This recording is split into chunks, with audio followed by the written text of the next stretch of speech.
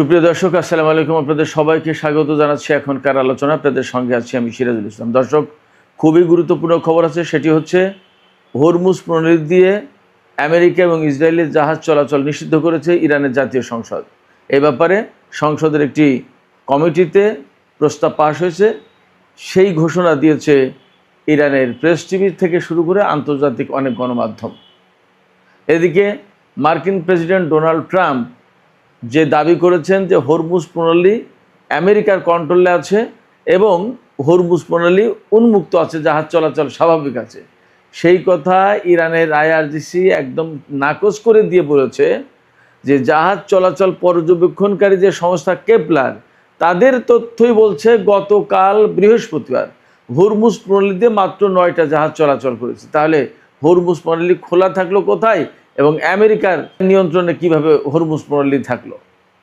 এদিকে মার্কিন president Donald Trump আরেকটা বড় ঘোষণা দিয়েছেন যে হরমুজ প্রণালী অনির্দিষ্টকালের জন্য অবরুদ্ধ থাকবে। অর্থাৎ আমেরিকা যে ব্লকেট সৃষ্টি করে রেখেছে, এই ব্লকেট কবে তুলবে তার কোনো ঠিক ঠিকানা নেই, কোনো সুনির্দিষ্ট সময়সীমা নেই, অনির্দিষ্টকালের জন্য। তাহলে ইরান কি করবে? এই জায়গায় প্রশ্ন আসছে। আজকে দুপুরের ভিডিওতে যেটা বলেছি, ইরানের সর্বোচ্চ নেতা ঘোষণা দিয়েছেন বা দিক নির্দেশনা দিয়েছেন যে ইরানের জন্য যদি প্রয়োজন হয় তাহলে মার্কিন বাহিনীর বিরুদ্ধে অভিযান চালাতে হবে। এই জায়গা থেকে মধ্যপ্রাচ্যে কি সংঘাত অনিবার্য হয়ে উঠছে, এই প্রশ্ন কিন্তু এখন বড় হয়ে দেখা দিচ্ছে। এপাশে রাশিয়া কিন্তু হরমুজ প্রণালী কেন্দ্রিক যে অচল অবস্থা, এই ব্যাপারে ইরানের প্রতি একেবারে পরিষ্কার সমর্থন দিয়েছে। রাশিয়ার পক্ষ থেকে বলা হয়েছে হরমুজ প্রণালীতে জাহাজ চলাচলের যে স্বাধীনতা ছিল সেটা নস্যাৎ করেছে, নষ্ট করেছে মার্কিন আগ্রাসন। ইরানের উপর মার্কিন আগ্রাসন চালানোর কারণে এই অচল অবস্থা তৈরি হয়েছে। এদিকে খুবই একটা মজার খবর আছে। ইসরায়েলের প্রধানমন্ত্রী বেনিয়ামিন নেতানিয়াহু ব্রিটেনকে অর্থাৎ ইংল্যান্ডকে প্রথম পরমাণু শক্তিধর ইসলামী প্রজাতন্ত্র বলেছেন। কেন তিনি এই কথা বলছেন? এটি কি ব্রিটেনকে উপহাস করা, নাকি কৌতুক করা, নাকি তার অনেক ক্ষোভ উগরে দেয়া? দর্শক, এতক্ষণ যে বিষয়গুলো বললাম, এই বিষয়গুলো নিয়ে একটু বিস্তারিত আলোচনার চেষ্টা করব। আশা করি আপনাদের ভালো লাগবে। আর ভিডিও যদি ভালো লাগে, আলোচনা ভালো লাগে, তাহলে নিশ্চয়ই শেষ পর্যন্ত সঙ্গে থাকবেন, লাইক কমেন্ট শেয়ার করবেন এবং চ্যানেলটি সাবস্ক্রাইব করে সাথেই থাকবেন। দর্শক, চলুন আমরা বিস্তারিত আলোচনা করি।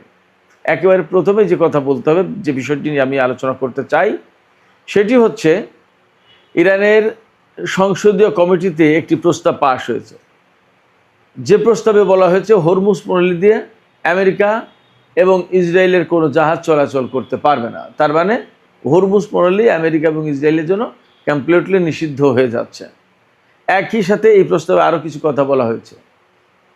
বলা হয়েছে যে সমস্ত দেশ ইরানের সাথে শত্রুতা ভাবাপন্ন, অর্থাৎ এই যে যুদ্ধ গেল বা চলছে, এই সময় যে সমস্ত দেশ ইরানের বিরুদ্ধে শত্রুতার মনোভাব পোষণ করেছে বা শত্রুতা করেছে, বা আমেরিকা ইসরায়েলকে ইরানের বিরুদ্ধে হামলা চালাচ্ছে, সাহায্য সহযোগিতা করেছে, এই সমস্ত দেশের জাহাজও এই হরমুজ প্রণালীতে চলতে দেওয়া হবে না। ইরান এই কথা কেন বলছে? 3টা কারণে।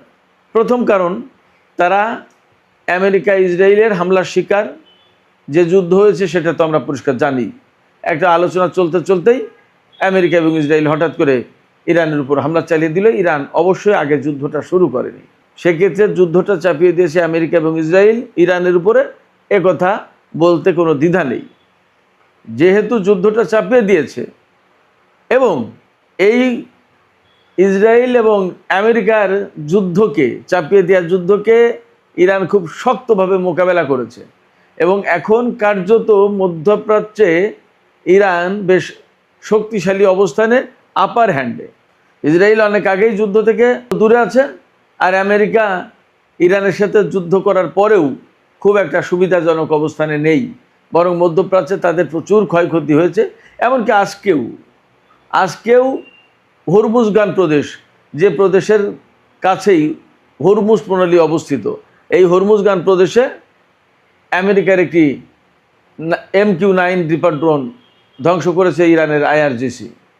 তো এই যে আমেরিকা ইসরায়েলের বিরুদ্ধে বা তাদের আঞ্চলিক যারা মিত্র ছিল তাদের বিরুদ্ধে ইরান শক্ত অবস্থানে থেকে যুদ্ধ করে এখন একটা আপার হ্যান্ডে আছে, ভালো অবস্থায় আছে, সেই জায়গা থেকে তারা তো একটু তাদের মতো করে সুবিধা আদায় করবে বা তাদের ইচ্ছা অনিচ্ছা কিছুটা বাস্তবায়নের চেষ্টা করবে। আমেরিকা এবং ইসরায়েলের জন্য হরমুজ প্রণালী যে বন্ধ করার কথা বলছে বা শত্রুতা ভাবাপন্ন যে সমস্ত দেশ তাদের জন্য হরমুজ প্রণালী বন্ধ করছে ইরান, তার দুটো কারণ বললাম। একটা হচ্ছে যে যেহেতু ইরান ভিকটিম যুদ্ধে এবং ইরান যেহেতু যুদ্ধ করে আপার হ্যান্ডে, অতএব তারা তাদের সুবিধাজনক অবস্থা এখন বাস্তবায়ন করবে, এটাই স্বাভাবিক। আর আরেকটা কারণ হচ্ছে ইরান যে কথা বলে আসছে যে হরমুজ প্রণালী যেহেতু তাদের ভূখণ্ডের সাথে লাগোয়া, এখানে আর আন্তর্জাতিক কোনো পানিসীমা নেই এবং বাকি অংশ ওমানের, অর্থাৎ ওমান এবং ইরানের ভাগাভাগি করে আন্তর্জাতিক কোনো পানিসীমা থাকে না। তার মানে ইরান এবং ওমানের পানিসীমা দিয়ে এই সমস্ত জাহাজ চলাচল করে। সেক্ষেত্রে তারা তো সিদ্ধান্ত নিতেই পারে পরিস্থিতি অনুযায়ী অন্তত যে তারা কার জাহাজ চলাচল করতে দেবে, কার জাহাজ চলাচল করতে দেবে না, কোন জাহাজ থেকে টোল নেবে, কোন জাহাজ থেকে টোল নেবে না, টোল আদৌ নেবে নাকি নেবে না, এই সমস্ত সব কিছু সিদ্ধান্ত তারা নিতে পারে। অন্তত বর্তমানে তাদের শক্তিমত্তা এ কথাই জানান দিচ্ছে। এবং সম্ভবত হরমুজ প্রণালী আটকে দিয়ে ইরান যে মধ্যপ্রাচ্যে একটা বড় শক্তি এবং বড় শক্তি হিসেবে আবির্ভূত হয়েছে তারও প্রমাণ এবং তারও নজির স্থাপন করার চেষ্টা করছেন। এখন ইরানের পক্ষ থেকে যে সিদ্ধান্ত নেওয়া হয়েছে যে হরমুজ প্রণালীতে আমেরিকা এবং ইসরায়েলের জাহাজ চলাচল করতে পারবে না এবং ইরানের সাথে যে সমস্ত দেশ বৈরী মনোভাব পোষণ করে, শত্রুতা পোষণ করে, তাদেরও জাহাজ চলতে দেওয়া হবে না। ব্যাপারটা যদি তাই হয় তাহলে কি দাঁড়াচ্ছে? একটা বিষয় হতে পারে যে প্রচণ্ড রকমের যুদ্ধ, অর্থাৎ জীবন মরণ লড়াই হবে মধ্যপ্রাচ্যে এই হরমুজের দখল নিয়ে। আর না হয় আমেরিকা, ইসরায়েল এবং অনেককে ইরানের কথা মতোই চলতে হবে, চুপ থাকতে হবে এবং কাউকে কাউকে এখান থেকে চলে যেতে হবে। কিন্তু কাউকে কাউকে এখান থেকে চলে যেতে হবে এই ব্যাপারটা খুব সহজ না, আমেরিকা সেটা খুব সহজে মানবে না। যার কারণেই তারা ঘোষণা দিচ্ছে যে হরমুজের উপরে অনির্দিষ্টকালের জন্য ব্লকেড থাকবে। হরমুজের উপর যদি ব্লকেড থাকে তাহলে ইরান স্বাভাবিকভাবেই রিয়াকশন দেখাবে, রিয়াক্ট করবে। তারা বলবে প্রণালী আমার, এখান থেকে কে যাবে কে যাবে না সেটা তো আমি সিদ্ধান্ত নেব, তুমি আমার উপরে আমার জাহাজ পরিচালনা করতে পারবো না, সেই নিষেধাজ্ঞা দেওয়ার কে? অতএব এখানে একটা সংঘাত অনিবার্য। এখন জানি না আগামী রোববারে ইসলামাবাদ সমঝোতা স্মারকের মেয়াদ শেষ হয়ে যাবে, আজকে শুক্রবার চলে যাচ্ছে। সেক্ষেত্রে ইরান এবং আমেরিকার মধ্যে প্রচণ্ড রকমের নতুন করে সংঘাত সৃষ্টি হতে যাচ্ছে, নাকি যেভাবে আছে এভাবেই চলতে চলতে চলতে একসময় সব কিছু স্বাভাবিক হয়ে যাবে পরিষ্কার না। তবে আশঙ্কা আছে যুদ্ধ সংঘাতের। আমেরিকা যেহেতু সারা বিশ্বের এক নম্বর শক্তি হিসেবে নিজেদেরকে দাবি করে আসছে এত বছর, সেক্ষেত্রে এবং ইরানকে তারা অনেকটা তুচ্ছতাচ্ছিল্য করেছে, ইরানের উপরে হেন নিষেধাজ্ঞা নেই যা চাপিয়ে দেয়নি, ইরানকে কোণঠাসা করার জন্য, একঘরে করার জন্য এমন কোনো কর্মকাণ্ড নেই যা তারা করেনি। এত কিছুর পরে তারা এখন মধ্যপ্রাচ্যে ইরানের এই মাতব্বরি, তাদের প্রাধান্য, এগুলো কি আমেরিকা মেনে নিতে চাইবে, ইসরায়েল মেনে নিতে চাইবে? মনে হয় না। আর যদি মেনে নেয় তাহলে তো তাদের রাজনৈতিক মৃত্যু হবে, আমেরিকাকে এই অঞ্চল থেকে বিদায় নিতে হবে এবং ইসরায়েল তার অস্তিত্বের সংকটে পড়বে। এই জায়গা থেকে মোটামুটি একটা কনক্লুশনে আসা যায় যে যুদ্ধ, বড় রকমের যুদ্ধ অনিবার্য হয়ে উঠছে। আমেরিকা তার দখল ছাড়বে না বলে হরমুজ প্রণালীতে অনির্দিষ্টকালের জন্য ব্লকেট দিচ্ছে, আর ইরান বলছে হরমুজ প্রণালী আমাদের, এখানে ইসরায়েল এবং আমেরিকা যেতে পারবে না, জাহাজ চালাতে পারবে না। এই যে দুই শক্তির পরস্পর বিরোধী অবস্থান, এই অবস্থানের কারণে সংঘাত অনিবার্য হয়ে উঠছে। এদিকে হরমুজ প্রণালীতে যখন এরকম এক অবস্থা, মার্কিন প্রেসিডেন্ট যখন দাবি করছে যে হরমুজ প্রণালী আমেরিকার কন্ট্রোলে আছে এবং হরমুজ প্রণালী দিয়ে জাহাজ চলাচল, তেল প্রবাহ স্বাভাবিক রয়েছে, তখন কেপলার আন্তর্জাতিক একটা সংস্থা, ব্রিটেনের সম্ভবত, এই সংস্থা জাহাজ চলাচল সমস্ত সব কিছু পর্যবেক্ষণ করে, কোন সমুদ্র রুটে কতটা জাহাজ চলাচল করলো, কোথায় কী হলো না হলো, এই সমস্ত বিষয়। তারা বলছে গতকাল বৃহস্পতিবার 13ই আগস্ট মাত্র 9টা জাহাজ চলেছে হরমুজ প্রণালী দিয়ে চলাচল করেছে, যেখানে যুদ্ধের আগে প্রতিদিন 130 থেকে 140টা জাহাজ চলাচল করতো, সেখানে দিনে মাত্র 9টা জাহাজ চলাচল করেছে। তাহলে স্বাভাবিক থাকলো কোথায়? এবং এই সমস্ত জাহাজ যেগুলো ইরানের কথা না শুনছে তাদের উপর হামলা চালানো হচ্ছে, ইরানের দেখানো পথেই যাওয়া আসা করতে হচ্ছে, তাহলে আমেরিকার কন্ট্রোল থাকলো কোথায়? বাস্তবতা হচ্ছে হরমুজ পল্লীতে মারাত্মক রকমের অস্বাভাবিক অবস্থা আছে, অচল অবস্থা আছে।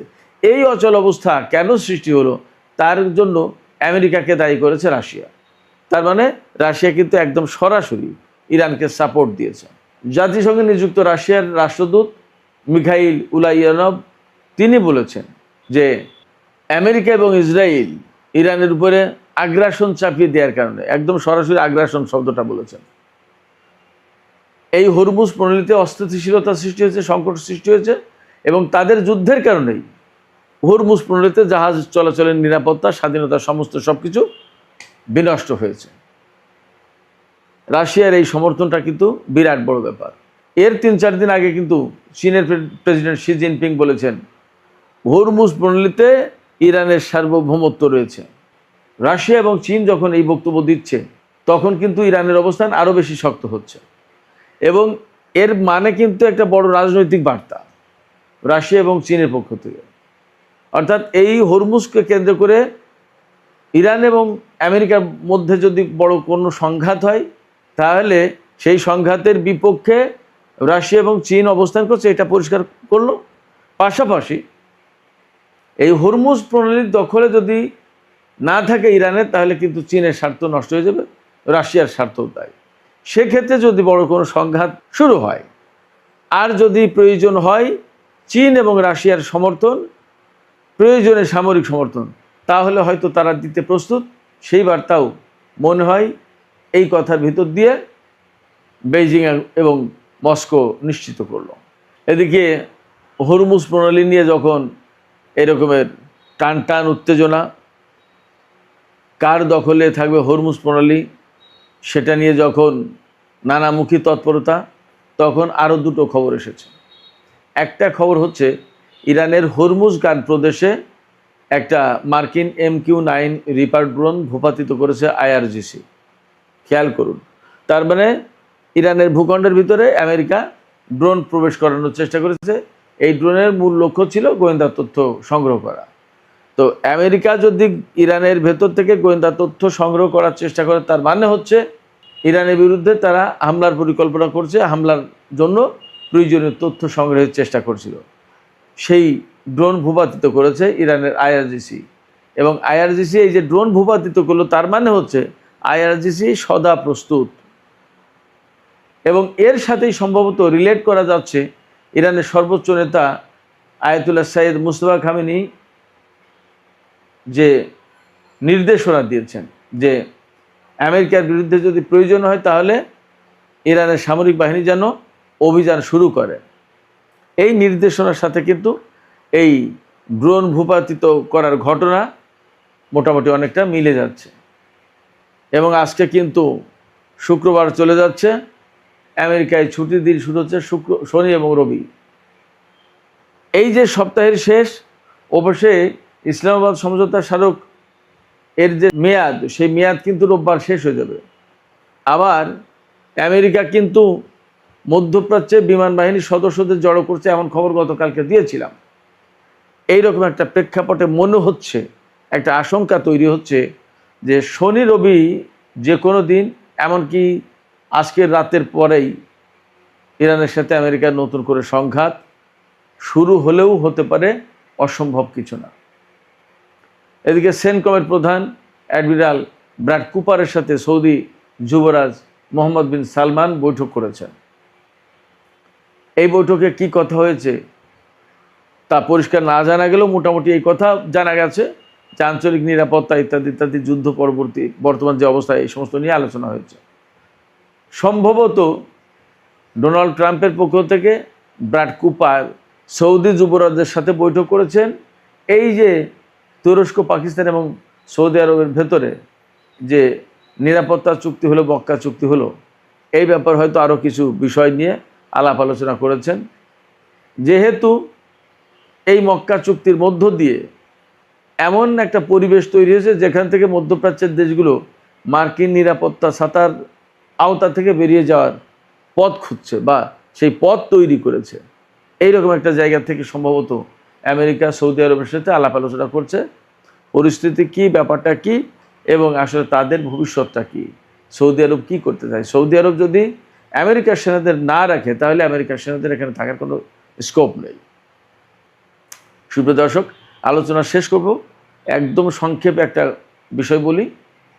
ইসরায়েলের প্রধানমন্ত্রী বেনিয়ামিন নেতানিয়াহু তিনি ব্রিটেনকে প্রথম পরমাণু শক্তিধর ইসলামী প্রজাতন্ত্র বলে কৌতুক করেছেন বা হাস্যরস করেছেন বা ব্রিটেনকে ইনসাল্ট করেছেন, যাই বলেন। কেন করেছেন তিনি, এটা হলো আসল কথা। পশ্চিম তীরে ইসরায়েলের উগ্রপন্থী বসতি স্থাপনকারীরা ফিলিস্তিনের জনগণকে অবরুদ্ধ করে রাখছে, মারছে, ধরছে, যা খুশি তাই করছে। এমনকি কোনো কোনো বাড়ি ঘেরাও করে রাখছে, সেই সমস্ত বাড়ির লোকজন বের হতে পারছে না। এই উগ্রবাদী ইহুদিদেরকে সরাতেও পারছে না ইসরায়েলের সেনারা। ইসরায়েলের গণমাধ্যমে সমস্ত খবর আসছে। এরকম অবস্থায় ব্রিটেন নিন্দা জানিয়েছে এই ইসরায়েলের উগ্রবাদী বসতি স্থাপনকারীদের এবং কারো কারো বিরুদ্ধে নিষেধাজ্ঞা আরোপ করেছে যে এই উগ্রবাদী ইহুদিরা ব্রিটেনে প্রবেশ করতে পারবে না। এটা ইউরোপের অনেক দেশেই করে, এমনকি আমেরিকায়ও করেছিল এই জো বাইডেনের সময়। এই এরকম একটা প্রেক্ষাপট থেকে নেতানিয়াহু বলছেন, ইনসাল্ট করে ব্রিটেনকে, যে প্রথম পরমাণু শক্তিধর ইসলামী প্রজাতন্ত্র, তার মানে ফিলিস্তিনি মুসলমানদের পক্ষে তারা অবস্থান নিয়েছে ইহুদিদের বিপক্ষে গিয়ে। এবং যেহেতু ব্রিটেনের হাতে পরমাণু শক্তি রয়েছে, পরমাণু অস্ত্রধারী দেশ ব্রিটেন, সেই জন্য এই কথা বলছে। ইরান এর ভিতর দিয়ে কিন্তু বেসিক্যালি ইরানকেও একটা ইঙ্গিত করা হয়েছে। তো যাই হোক তাই হোক, ফ্যাক্ট হচ্ছে যে সারা বিশ্বেই ইসরায়েলের বিরুদ্ধে আসলে মনোভাব তৈরি হচ্ছে এবং ফিলিস্তিনি নিপীড়িত নির্যাতিত ফিলিস্তিনিদের পক্ষে মতামত তৈরি হচ্ছে, তাতে কোনো সন্দেহ নেই।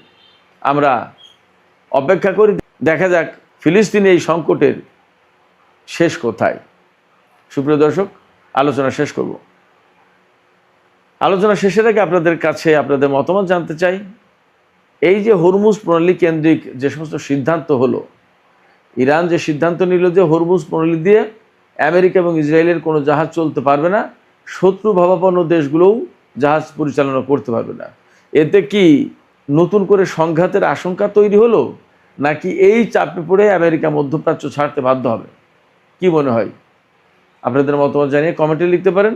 আর ভিডিও ভালো লাগলে লাইক, কমেন্ট, শেয়ার করবেন এবং চ্যানেলটি সাবস্ক্রাইব করে সাথেই থাকবেন। দর্শক, এখনকার মতো আলোচনা এখানেই শেষ করছি। আপনারা সবাই অনেক অনেক ভালো থাকুন।